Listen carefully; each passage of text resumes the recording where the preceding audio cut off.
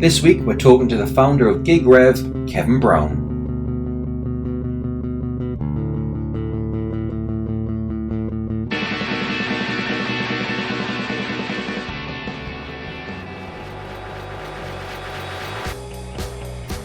This is Anyone Can Play Guitar, the podcast for musicians and music lovers that takes you behind the scenes of the music industry. This week is brought to you in partnership with Guitar Rigs from MGR Music. Ever wondered what equipment your favourite guitarists used? Head over to mgrmusic.com/guitar rigs now with detailed pedal diagrams, amplifier and guitar combinations that defined an era. Whether it's Kurt Cobain's 1991 setup or Alex Turner's from 2006, mgrmusic.com/guitar rigs is the place to go.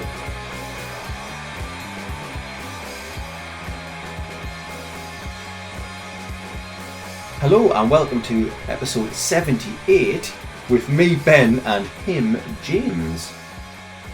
Hello. Yes, that wasn't intentional actually. Not episode 79 today. But No, I mean that's probably why I said your name. It's put us right off this. numbers. Yeah. They're all over the place. Mm-hmm. Right. So we've got Kev Brown on this week, GigRev. But before we get into that, James, here's Jimmy Adkins of Jimmy E World from last week's episode.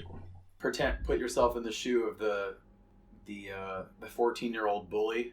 Right. Okay. And is this band name defensible against that? So, Kevin Brown. So we've got the dedicated episode on mobile app. Yes. Here's just the full interview. So again, goes into more detail. Mm-hmm. Well worth. I mean, here's someone else who's been around the music industry for quite some years. He knows what he's talking about. He does. And I totally buy into this. You know, bands typically will have had websites. Why not have an app? Mm-hmm. That's what people use these days. Yeah. People have apps. I'm surprised you know that, James. They've kept it quite quiet. Well, I know. Sneaking under the radar, those little apps. Yes, that's true. But equally, we all know the sort of challenges with social media, but he gives specifics in terms of, you know, why having your own dedicated app is through things like his platform, not as impossible or expensive a thing as you might think, and you know why going down the road of just using social media, you know, what the specific pitfalls are and obstacles. So just someone really worthwhile paying attention to. Thank you very much to Kevin for his time. Please visit his site, check him out. Really great service, and lots of big artists and small artists alike are getting on board. Excellent. Here we go. Remember, a great way to support the show is to go on iTunes or wherever you get your podcasts and give us a rating and a review. It really does make a massive difference for the show. Now, on with the episode.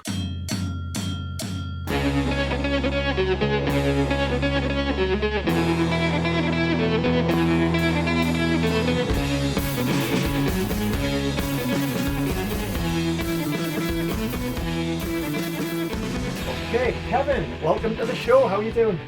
I'm good, thanks. How are you? Yeah, I'm pretty good.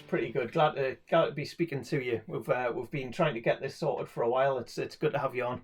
We have. Right, so topic today is we're going to talk about mobile apps. But before we do, if you want to give our listeners just a bit of background on yourself, who you are, your career to date, and where you're at now. Yeah, I started in my 20s actually. I was working for Simply Red up in Manchester at the time of the Spike Island gig for Stone Roses, and got very much involved in that scene. I was actually running fan club trips to Paris and Amsterdam and Dublin on buses. Nice. And I did that for about 10 years, taking literally thousands of people. You probably saw the ads in the back of, I guess at the time, NME and Melody Maker, and in the Sunday Times, you know, go and see Take That in Paris, or Nirvana in Dublin. I remember doing. So I did that for quite a number of years. So I worked really closely with fan clubs, and I guess then I took a bit of a strange turn. I went towards the thing that I did at uni, really, which was technology and back onto computers. So I guess at the beginning of the internet, which feels like it never actually happened there, but at the beginning of that, we had a website that was taking these holiday bookings, I guess, really, to go and see a band in Paris. And that led on to me setting up a company called Affiliate Window, which was a tech company, set that up in '99, and sold that. That was kind of, we sold that in 2010. At the point, it had about 150 mil turnover, and it was something that I built really from nothing, 200 staff, and it's still going really strong now. Then after that, it was into band management. So I guess looking back at sort of the beginning of my career and looking at music and working with artists on a fan club level, I just really wanted to come out of corporate life and back into what my passion was, really. Managed the Australian Pink Floyd, which was the band that at the time we were doing theatre type venues, and within a matter of a few years got them up to the O2, 120 gigs a year and touring worldwide. So that was quite a big achievement. I think I really enjoyed doing that. Yeah, I think Ben and myself saw them at an Isle of Wight festival one year, I'm sure. Oh yeah, they probably did. Yeah. I mean, it was quite a good festival gig. Interesting headliner on some festivals as well. But really, I think it was something that always worked in arenas. Put it into a theatre and it felt small, but you remove those sort of stage walls, and all of a sudden you've got this massive light and laser show, and a music which I guess the thing with Trip, I was playing Pink Floyd, and that you don't need to act like Pink Floyd. But if you're a Rolling Stones tribute, you have to look like Mick Jagger, and you've got to strut around the stage. It's all about that sort of parody thing. But for Pink Floyd, it was more about the music performed in a sort of orchestral way, or in a way that, it's not, you don't go and see a Beethoven symphony and go, oh, it's just a tribute. You go, it's note for note perfect, and that's what really appealed to me about this band, that it was about the visuals and the lasers and the lights and the show itself, not about the people on the stage. So that was something that, like I said, we built it from theatres up to arenas, and stopped doing that about, I think it was about 3 or 4 years ago, moving into the next project which was GigRev. And so I'd got a bit of a problem, really, with sort of trying to figure out how the hell to connect fans with the artist and the artist with the fans without using social media, which acted, I guess, as a gatekeeper of all data.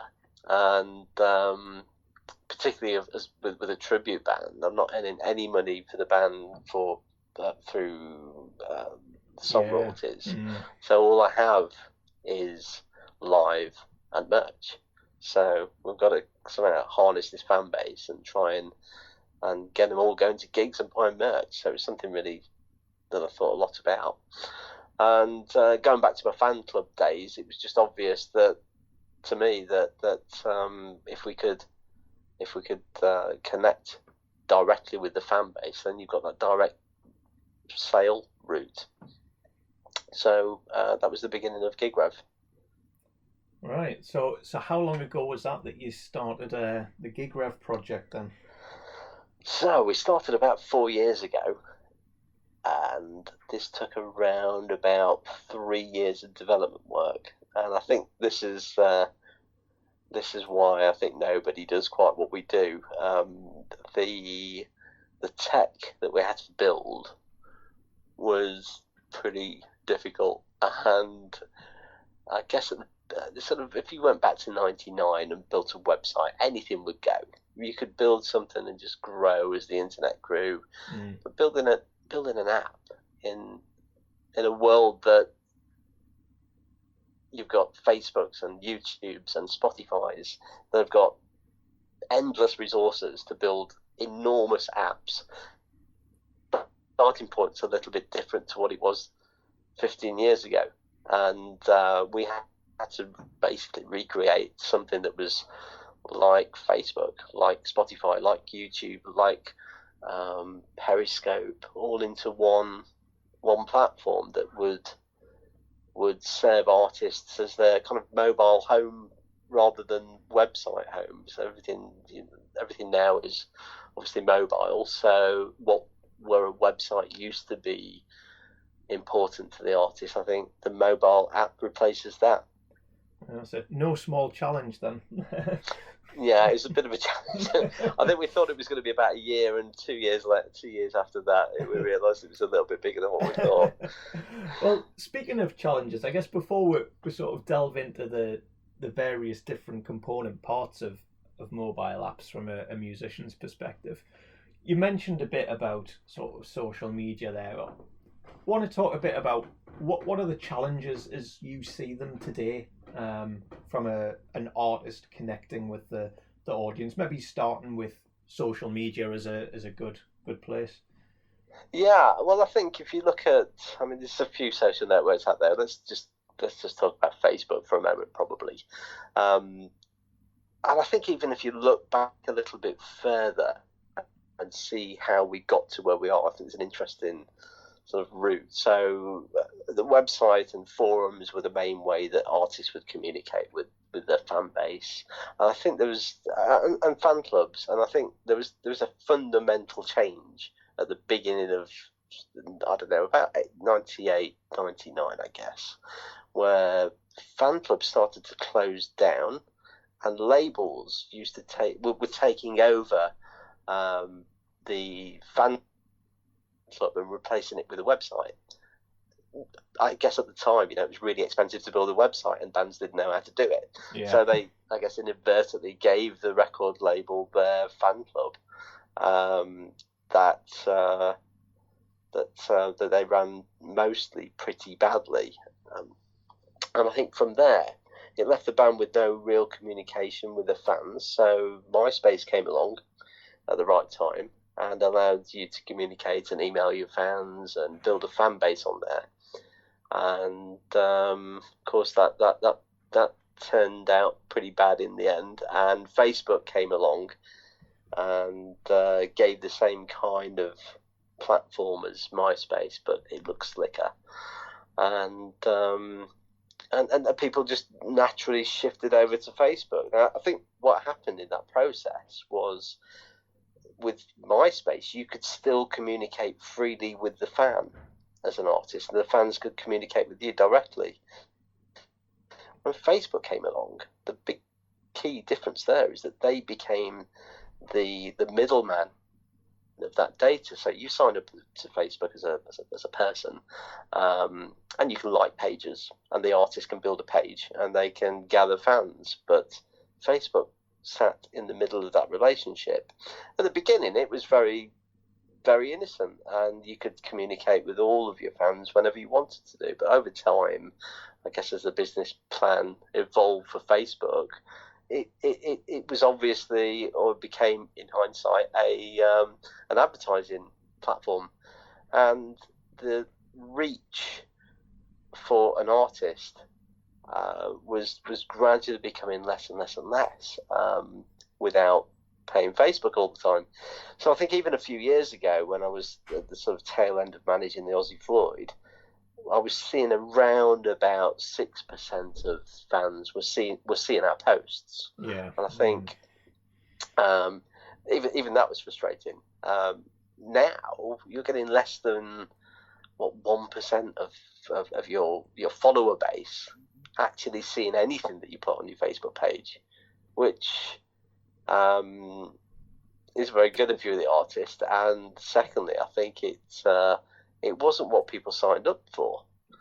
or didn't realise that was going to happen. So now we're in a situation where an artist could have 1 million people on Facebook or 10,000 people on Facebook, but can just reach a fraction of those people. And if you look at some of the interactions that happen, the likes and the comments, you literally can have hundreds of thousands of followers on Facebook, but get 50 likes and a few comments. There's something really wrong with that. Yeah. Unless, of course, you pay. And that's a lot of work as well to put in producing more and more content to have that little interaction. It is, and I think it's really. I've noticed in the last 12 months that people are starting to say, okay, well, it's over with Facebook. It's not working. Okay, it's Instagram now, but Instagram is just taking that photo and there's no real story around it. I mean, I don't really know how you get that community going now when it's been reduced to a simple photo and a like. I've never seen an interesting comment on Instagram ever. It's literally likes. So it's not really allowing fans to communicate in any sort of meaningful way. Yeah, no, it's almost just condensing and providing just a single outlet, but it doesn't have the richness perhaps that you really want. I think that's it. But I think when you look at the tech behind a social network, there's no way a band or most companies can even recreate that kind of experience within their website. And I think that's the problem. It's so good, the tech, that you to build a comment system and a way that people can like stuff and serve video. It's just really complex these days. It was dead easy in '99 when you could just knock up a website and stick a video on there and put a list of tour dates and buy a bit of 50 quid software for a forum and off you go. Not anymore. Yeah, definitely. And I mean, all of this sort of boils down to another sort of bit, which is the fundamental change that the music industry's gone through. And artists don't just sell singles and albums and in the same way that they used to. So, monetizing their art is another big challenge for musicians. Well, it is, and I think what's really interesting is that we all know that. I mean, the touring band, they're going to earn money from CDs and albums and T-shirts and posters, and the tour itself. And it's really dismissed that if you look at sort of mainstream music industry press, it's all about Spotify, it's all about numbers, it's all about quantity of plays. Yet there's quite happily a lot of artists out there that are touring and making money from tour merchandise and tour income. You've interviewed quite a lot of them, so I think it's why should you need to get millions of plays, which actually don't pay you very much anyway, to be relevant, when actually quite happily we've worked with a lot of smaller bands and arena-sized bands that can have 50,000 people on Facebook but sell out Wembley Arena. And it's not the quantity that matters. Interesting that same band, I can't actually name them, but they became, I think, number 3 in the album charts one week with 12,000 physical sales, but only 70 downloads. Oh, sorry, 70 streams. Right. So I know, that says a hell of a lot about their income and the fan base. Yeah, no, I agree, and to your point, you're right. Yes, there's bands selling out arenas who are on tour, but there's plenty of bands out there that we have spoke to that will be doing tours with maybe 100 people or sort of low hundreds going to their gigs, but they can still get by, and make a living doing what they love with those sorts of numbers.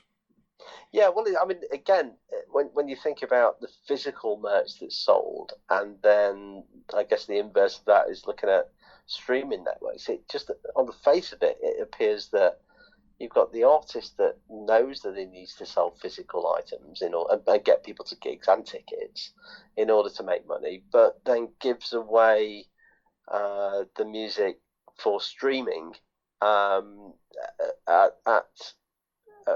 a payment rate that's so low that most of them don't have a chance to even get 1 million plays. I mean, what's the rates? I mean, you hear figures bounded around between $4,000 and I don't know, $15,000, maybe $20,000 per million plays on Spotify.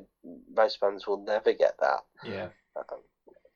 No, I was speaking to a band yesterday. It took them 3 years to reach 1 million plays on Spotify. They're in a deal with BMG, and they will, when they finally get paid from PRS, they will get about 4,000 quid. Yeah, that's 3 years' work. Yeah, that's not going to pay the rent, is it? Not really. It makes you wonder. I mean, how many fans buying a physical album at their gigs is going to be the same as 4K coming from streaming? It's not that many, and I think that's where it becomes really important to realise that audience in front of you. That's where the money is. Yeah. No, makes perfect sense. So we've covered a bit of some of the challenges there, I guess. So mobile apps then.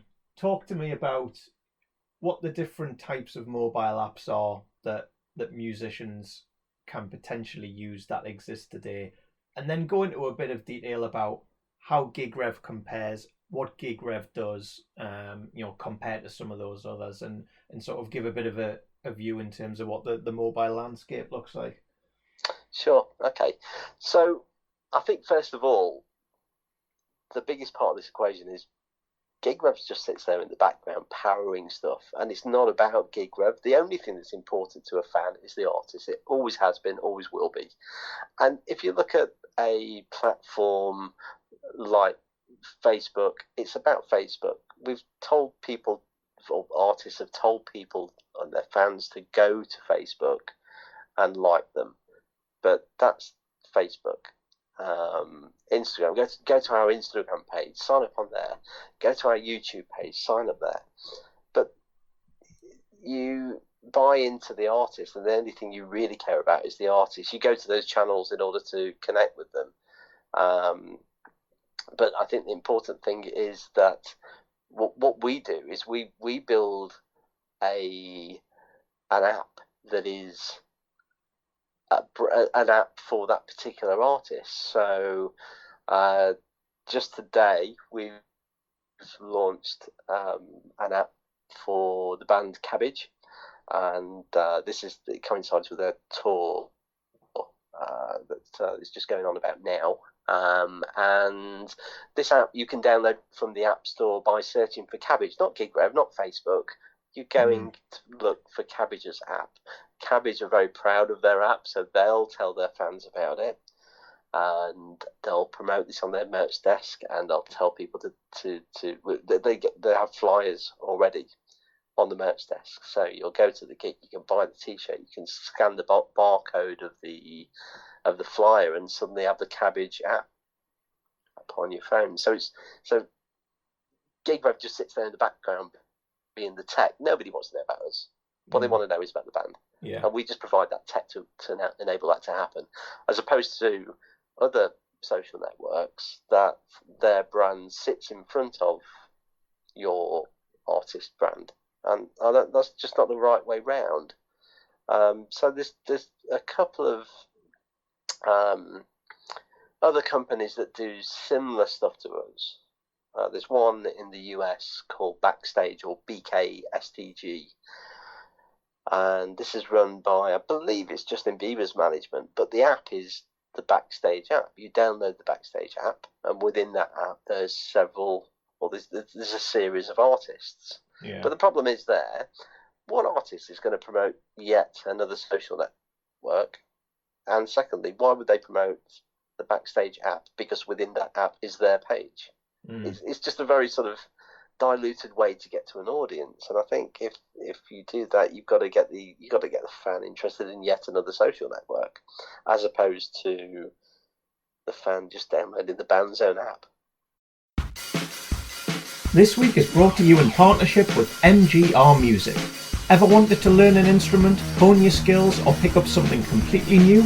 You can get so far by yourself, however professional guidance can make all the difference. With a network of tutors right across the UK and rates starting from as little as £15 per hour, Visit mgrmusic.com now to get started.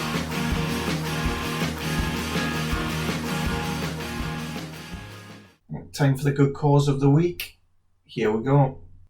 So a good friend of mine, Ben, from a band called Thunder, a few years ago had throat cancer. A really good friend of mine.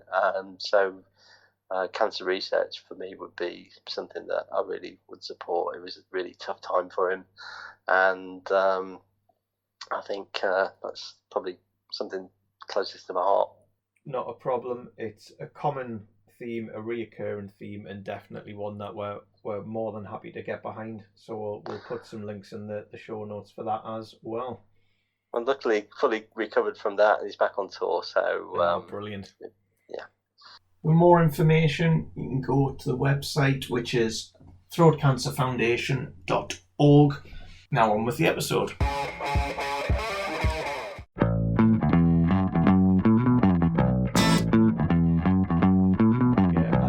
Comparison that you made to sort of every band in recent history has had a website, but with a lot of things going to mobile, I get that logic progression to just having an app. So if I were to download Cabbage's app, for example, what would I be presented with? What can I do? What can I see? What sort of functionality have I got? Well, going back to that sort of fan club and the importance of a fan, the first thing that happens is you're going to see the Cabbage logo and you're going to get a login or register button. So you're logging in or you're registering on the Cabbage app. So again, all about them. And that's the important thing. That's the only reason you're going to register. You open the app and inside you've got something that feels like a hybrid of all kind of social networks, but the key being that every single one of those fans that registers is registered to, and the relationship of that fan is Cabbage's. It's not Facebook's. They own that relationship once again, which they've not been able to do till now. So I think that's the most important thing. That relationship becomes theirs. It's a direct. This is a true direct to fan relationship. So they've got their email address. They've got the name of the person, can communicate to 100% of the fans on the app 100% of the time without having to pay social network fees to do that. So within the app, you've got a wall that you can post to, just like you do on Facebook, upload video, photos. The artist can do live broadcasts like you can on Facebook and YouTube and Twitter. And Instagram, and you can upload videos, photos, tour dates, music, demos, anything that probably, when it comes to the audio music section, you can upload anything that you might not put on other places. So it's not supposed to be an alternative to social networks or streaming networks. It runs alongside and complements it and gives the fan this experience that feels and is truly a direct to artist relationship. They can also upload, or the fan can also upload videos from the gig or photos from the gig, and they can all chat between each other in some sort of meaningful way. Rather than, I think, on Instagram, you're reaching everybody. Which kind of, I'm not sure if that really works. I think it's an interesting world when I've often thought about this. I'm on Facebook, that we all are, and you post something on Facebook, and when you really think about it, I think we all kind of limit what we put on Facebook because your mum and dad's on there, your kids might be on there, your colleagues at work might be on there, your boss could be on there, so how do you actually post something to Facebook without offending one of them? I don't want to post a drunk picture of me at a gig and my mum go, oh God, you're not drunk again, are you? Are you an alcoholic or something? So you kind of moderate everything. And I think to have one social network that that potentially like three different parts of your family and all your friend groups can can look at probably doesn't work very well. You don't want your boss, if you're working, you don't want your boss seeing that you was out drinking last night when you call up in the morning and say, "Oh, I've got a food poisoning." So it's a bit weird to put stuff onto one social network, and I think. My mates always rib me all the time because I like U2, and if I mention Bono, that's the end of it. You know, it just goes. Oh God, here he goes again. He's talking about Bono. So, but if I'm in a community of other fans that just like U2, then that's cool. That's all right. I can do that without any guilt. Yeah, no, So totally. I like that point. I mean, I think we were talking to Mark Radcliffe in season 1 of the show, and part of that was about the excitement when you first discover a band. Yeah. And a lot of that, because everything is sort of instant these days, you almost lose that excitement of discovery because everything's everywhere. Whereas in this instance, I can picture, in terms of listening to you speak about that building of community, that you could actually get some actually meaningful dialogue, and like you say, actually, if you're spouting out about something that would typically bore the hind legs off the rest of your mates, then suddenly you're surrounded by people who actually no, yeah, tell me about that, like, you know, B-side that has this little bit at the very end that no one's noticed, or whatever it is, because actually there'll be people who might be interested. I definitely think so. I mean, my son is 16. He went to his first festival. He went to Latitude, and he was stood watching the Idols, his favourite band at the time, and still is actually. And he gets pulled up on stage by the band and given a guitar, and he's playing the guitar, and his mate's taking a photo. I mean, he rings me at the end of this festival to say, "This is absolutely, I can't believe it. I know what I want to do, Dad." And he posts it on Facebook, and he's really excited about it. And you know, I got up with I forgot the guy's name now. Is it John? I forgot the singer's name. I got up on stage, and then his grandma's liking the that's fantastic, Ollie. From his grandma, I'm thinking, and he's embarrassed. So from a cool thing to just like nosedive and. Oh, one day you'll be doing that. Oh, I'm so proud of you. Oh, are you still playing piano? You know, those kind of things. It's kind of like takes it out of context. Yeah. But, I think if you know, he goes and tells his mates that, and they're like, "Wow, that's so cool. That's amazing." But you don't want to post everything on every social channel. I think you're right, and I think it, you know, and also he doesn't even want me to like Idols. Yeah. You know, it becomes it's not cool then, is it? Yeah, no, absolutely, no. That's... So I think communities are really important. And I think you do need a place that you can talk about your favourite band, and I think Facebook have now attempted to try and say, okay, if you've got a Facebook page as an artist, then also make a group, which inevitably they'll monetize in some way also, I'm sure. Yeah. So it's really interesting though if you look at the figures in terms of people that go to.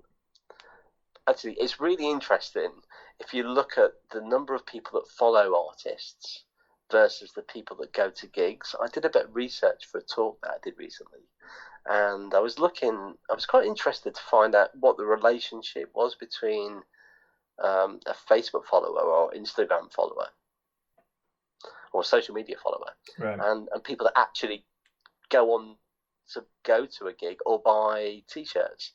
And none of this data is perfect, but I looked at a few artists that toured last year, and some of the figures were quite interesting. So if you looked at somebody like, I think Guns N' Roses were the highest grossing tour of last year at about $150 million. I think Depeche Mode were in there at about 80 million. Right. And Drake was in there at 90-something million. But what I found really fascinating is that if you look at Depeche Mode and how many followers they've got compared to the number of people that go to gigs, about 11% of their social followers appear to buy gig tickets, right, versus the other end. And if you looked at either Drake or Adele, you're getting 0.5% of their social followers are going to gigs. So I'm not sure how good a measurement it is in terms of followers versus people that actually want to go any further. And I think there's a big problem. The older that Facebook gets, and Instagram, the problem becomes what you liked 10 years ago when Facebook started might be not what you like now, but I don't know anybody that's unliked a page ever. So I think if you look at a great example of this is Taylor Swift. She's got about, I think, 76 million people following her on Facebook. The problem is, people liked her 10 years ago. They were probably aged 12, 13, 14. They've grown up now. They might not like her now. So how do you get to a situation where you can sort of cleanse that database and figure out which of those followers are actually fans and who are going to go to those gigs? Because you certainly can't afford to pay for boosting those ads to make sure people actually see what you're promoting.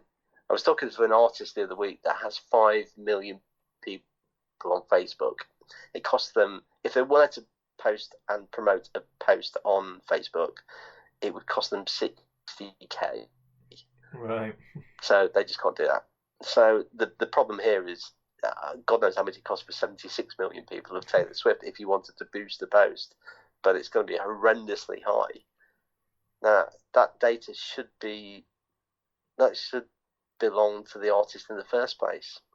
Yeah, like you say, it's a point-in-time assessment rather than anything meaningful that they can use. I'm with you there. I do like the data behind things, and your Depeche Mode example makes perfect sense. I mean, Yeah. They've got, I don't know whether a cult following is the right way of describing it, but it's certainly more of a hardcore fan base. Well, it is, yeah. And I think they've got 9 million people on Facebook compared to sort of Adele with 95 million. Yeah, but the likelihood is that they will be, But of course, if there was a fan club, if there was a fan club, I'm sure there'd be more people in the Depeche Mode fan club than there would be in the Adele fan club. Yeah, no, I totally agree. That makes sense. I think that comes back to the point of, irrespective of how big your following is, if you interact and engage with whatever that audience is, it can almost be very different in terms of getting the 0.5%, or you could potentially get, I don't know, 11%, 20%, who knows? If you sort of engage in the right way. Well, we work with another band called the Pearl Hearts that only have 5,000 people on Facebook. They've just, I think, in the last year or so, toured with Skunk Anansie, Garbage, and Stereophonics, and Kills. So only 5,000 people on Facebook, yet there's 1,200 people on the app. Right. And that generates them 700 quid a month in income, which they couldn't get from anywhere else. So that's totally and utterly changed their lives.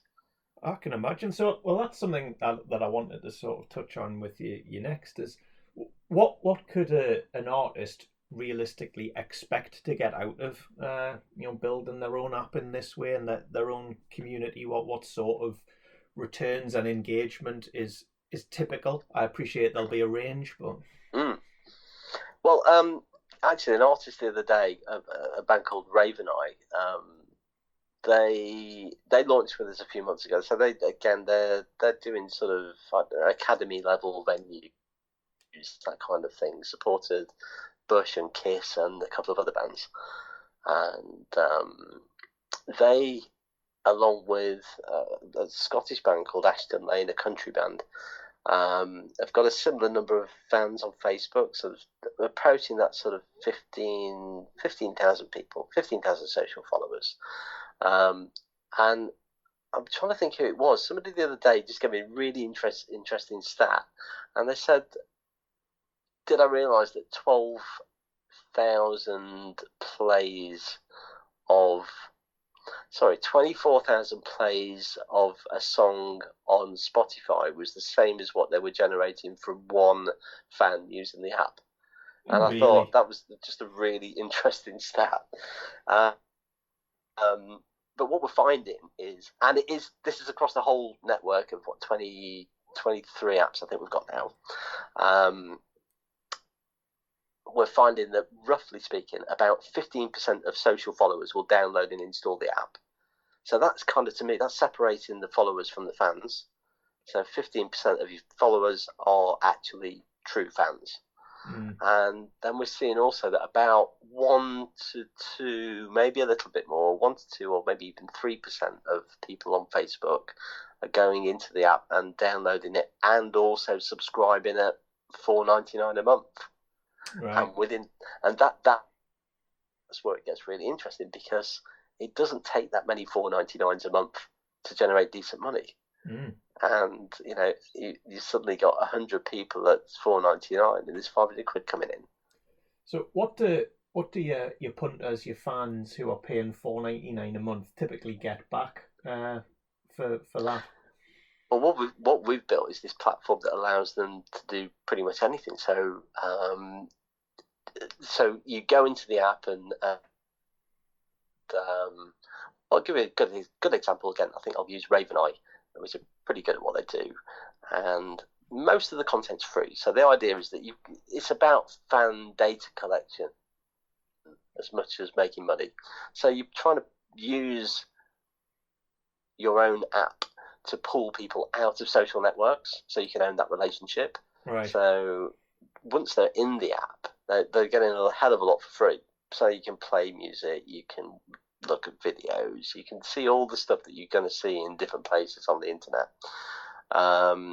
Premium stuff tends to be, for them, they do something called van hangs, where they just record stuff from their van when they're on tour, and they quickly edit it and stick that together, and that becomes a premium item. And right. The artists can just choose what they want to make premium or what they want to be free. So you can go through an album of maybe demos or a bootleg, live recording, stuff that you wouldn't put anywhere else, stick that into the app, and choose maybe a free track, but also another 10 tracks that are part of the premium package. So a bit like Netflix, you're signing up to everything within the app that's premium, which can also include access to tickets prior to on sale. So there's all sorts of things that you can do to give a fan sort of a special experience without necessarily having to generate more content. This is one thing that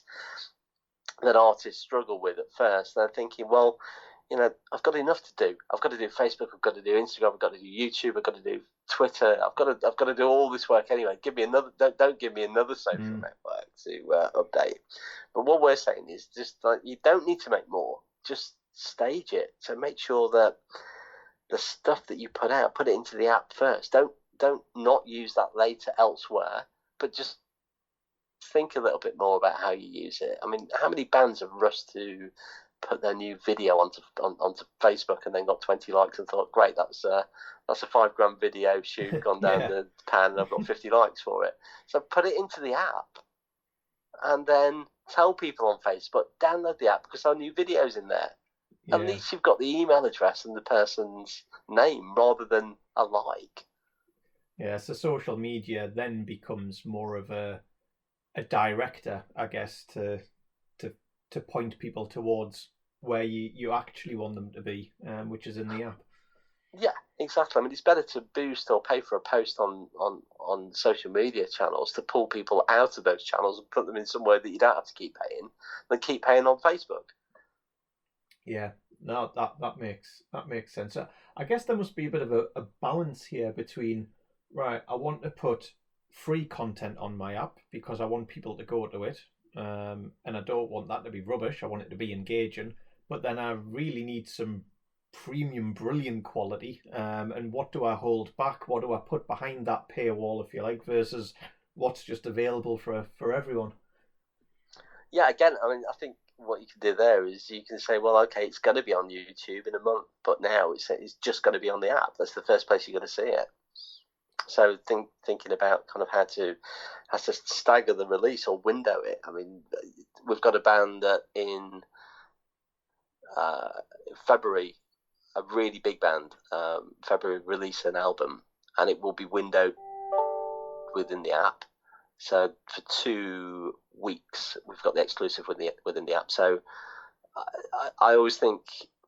So I think was it last year or the year before when Beyonce windowed her album just on Tidal, Right. and refused to put it on the other social networks. I think obviously she did that to help her husband, but I think if she could have released her album and windowed it in her own app, then that could have been a really good possibility. I think that would have been really interesting, and I think people are a little bit afraid to window things. I don't quite know why, apart from you've got an industry of digital service providers that make money through total quantity of tracks that they are publishing to these networks. So really, they're making money because of the quantity of tracks they have. CD Baby, I think, is something like, is it about, I forgot how many tracks it is now, but they've got so many millions of tracks on Spotify. Of course they're going to make money, but each individual artist aren't going to make money. So I think we're being kind of taught by the people that are generating a lot of money through signing up a lot of acts. So Cobalt, they've got 6,000-7,000 acts. They make money because they've got a hell of a lot of people paying a tiny bit per track. But for an individual artist, I don't think that's very unlikely to ever work out for them. Yeah. So I think it becomes it's just a very interesting question of whether or not why not to window an album yourself. Well, the why not is the question there, I guess, isn't it? Just when you were mentioned there before, I mean, one of the challenges that we didn't cover at the start was the ticketing industry when it comes to the music business and the various messes there that exists today. And just got me thinking there is a lot of bands, if you're playing small venues, chances are you might be selling some places out. And there's a great, I guess, potential advantage of having people subscribed to your app to say, well, you know what, you're going to have the chance to buy tickets first, as an example. It almost takes me back to when I'm sure the likes for yourself as well, you'd go and queue outside the venue in a big long line with sleeping bags to get tickets when they went on sale. It's almost, I guess, the modern day equivalent. Yeah, I mean, I think that there's some great advantages. I mean, one, it works for every level of band. So look, the politics of just, we don't try to sell tickets. We're not another Eventbrite or anything like that. All we do is simply link to the promoters, ticket agents, and every other ticket agent that is selling for that event. Right. I know a few times promoters that I won't name. A gig's gone on sale 5 minutes past 9. Ticketmaster's sold out, yet somebody else has got 2,000 tickets left. And you're thinking, what the hell is going on? And I think a band tends to just have one link on their website or post one link to Facebook, and it can be really frustrating as a manager, or to know that you've got loads of tickets left, yet you've got a load of people saying it's sold out. It's not, and they panic and go and buy from the wrong places. Yeah. So what we've done is we list all the ticket agents that you can buy from within the app, and again, as to your point there, we can also work with the artist management and the promoter to get a pre-sale period that's only available within the app, or alternatively, only available within the app to paid fans as well. So subscribers of the app as well as just free. So there's various different ways you can do it, and I think that can also help in a situation where nobody wants a gig that's not sold out, but the last thing you need is a gig that's not sold out that's suddenly doing 2 for 1 and it's publicly available. So another way to do this is to keep this sort of as a private offer within the fan app, and offer offer a 2-to-1, two for one offer within the app without publicising it worldwide, which is what you don't want to do as a manager. It's got to appear sold out, whatever the case, and the last thing you want is two for one leaking out to the mainstream social platforms. So you can use it not only for sold out gigs and help them sell out and get to the right people first and avoid touts. And you can also help the situation if you're running a little bit lean on a gig and work with the promoter, and because you can push this out to every user of the app, then without cost, the promoter's also got a vested interest in working with you as a manager or as a band to push information to your fan base, which at the moment, the only way that an artist can generally do that is, well, two different ways. Maybe they've got a mailing list, or two, they stick it on Facebook and hope for the best, or they pay Facebook, which doesn't work either. Yeah, well, I agree. I think too often you see bands and artists who end up with a strategy of hope for the best, in whatever sort of way it is. So yeah. Well, it just seems strange that in a sort of, when we talk about direct to fan, you think about merchandise and you think about albums, but you don't think about social networks. Social networks are the crux of how everything fits together. That's how you get to the fans in the first place, to sell them that direct to fan album. But if you don't own that relationship and that data, then you've got to keep paying Facebook for it. So surely, like, the direct to fan should begin at that level. And if you've got that data, then you've got that window straight into their lives. I mean, you could say that email does that, but the problem with email is, especially with younger bands and kids, they don't open email as much as what they used to do. And email is a one-way thing. It's like your letterbox. You put your email through your letterbox and you read it and you don't reply. Social media is about a conversation. But you need to own that relationship to have that conversation with all of your fans all of the time, and that's what having your own app allows you to do. It gives you 100% access to every fan every single time you post. Yeah, I mean, just again listening to you talk there, it almost sounds like the limitations really are your imagination in terms of how to do and what to put in there. Yeah, and I think this has been a really tough task. I can tell you that. I mean, when we started this, I didn't think it was going to be this big, and it just project, and you try to keep it under control. But like I said, it's got to reach such a high level of quality that before you can even launch that. That's why we took so long to launch it. It cost a fortune. We spent nearly 2 million quid on building this platform. Right. And wow.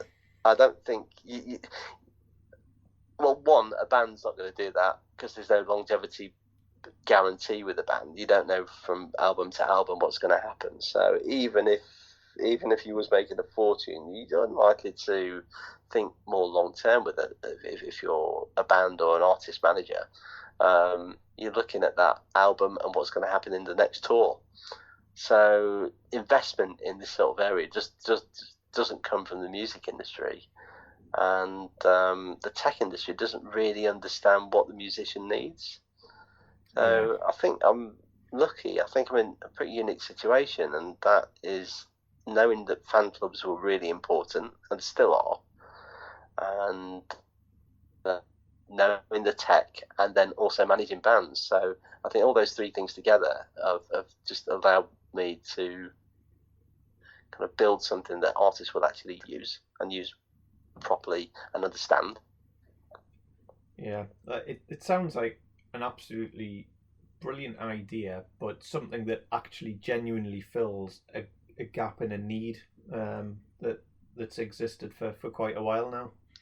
Yeah, I mean, most people say that's the interesting thing. If I speak to an artist about this, the first thing they say, on the whole, is, God, I thought about this years ago. I thought exactly like this. This is exactly what I've been dreaming of, but I just couldn't get it. I didn't know where to go, didn't know it existed, but this is exactly how I imagined it. So that's the most common thing that comes back. This is so obvious. Why has nobody done it? And I guess the answer is because it takes a long time, it's difficult, it costs a lot, and all of the other sort of challenges that you'll have had on the way to get to the point that you've got to. I think so, and I think also I think the reason it's not been done this way before is because America thinks differently to Europe in terms of what they're trying to build. So if you go to America, then you're finding that sort of US companies are building platforms like Uber, like Facebook, like Spotify. They're building these platforms that are brands within themselves, and I don't think they think on the level of the artist at all. They're building a brand that's going to be worth value in its own right, and I don't believe that's right at all. I think that each individual, the value is in the artist itself, and you use Spotify not because it's Spotify. You use it because your artist is on there. Yeah. And you use Facebook because your artist is on there. I think 80 of the top 100 visited or liked sites on Facebook are artist sites, and so it kind of makes you think, who actually needs who in this equation? Does the artist need Facebook, or does Facebook need the artist? Yeah. And I strongly believe that you sell an album, it doesn't have the record company name plastered over the front of it, does it? It has the artist name and artwork on the front of it. You're buying the artist album, so why is that not any different when it comes to what in effect is like a modern day website? It's the website, it's the home of the artist. It's just so blatantly obvious to me. It's it's a no-brainer. It makes absolute sense, and I can absolutely see how this is starting to be a real success. So look, it's been absolutely brilliant having you on, Kevin. I think there's some really useful stuff there. If anyone listening did want to find out more, where can they find you? Yeah, well, you can email me at kevin@gigrev.com, or you can even give me a call, 07734 263 907, or just go to gigrev.com. Oh, brilliant. And we'll put links in the show notes to your site as well for listeners, because it's definitely worth checking out. Good stuff. Well, look, Kevin, like I say, it's been an absolute pleasure. It's certainly sold me on the transition away from social media type apps to a dedicated band app. So it's been absolutely brilliant speaking to you. No, thanks. Really enjoyed it. Well, I'm sort of sold on this. I mentioned it. Yeah. I've mentioned it previously. I think it's well worth it. It's not going to be for everyone, much like having a dedicated website isn't going to be for everyone. There's so many potential benefits depending on how you want to play it. Mm-hmm. Extra income stream is always going to be welcome for artists. And I mean, if you happen to be sort of trying to set up like a mini sort of tour, or you just, you're backstage waiting to do a gig, or you just at the end of the rehearsals, there's time to just create like a little bit of extra content, put that onto your app dedicated for fans, no one else gets it, and charge a little bit of a premium, or first refusal on tickets, whatever it might be. Yeah. It's taking a bit more control of your art and your career as well. Yeah. Your app, do what you want with it. Yeah. And push your content out to absolutely everyone rather than a subset that's filtered out. Good use of subset, James. I guess subset. Mm-hmm. Next week, Ben? Well, I am in our usual match day pub, the Bacchus. Great pub. With Keith Armstrong of Kitchenware Records. There's no massive science, and in some ways it's a lot of happy coincidences that the right people get involved at the right time.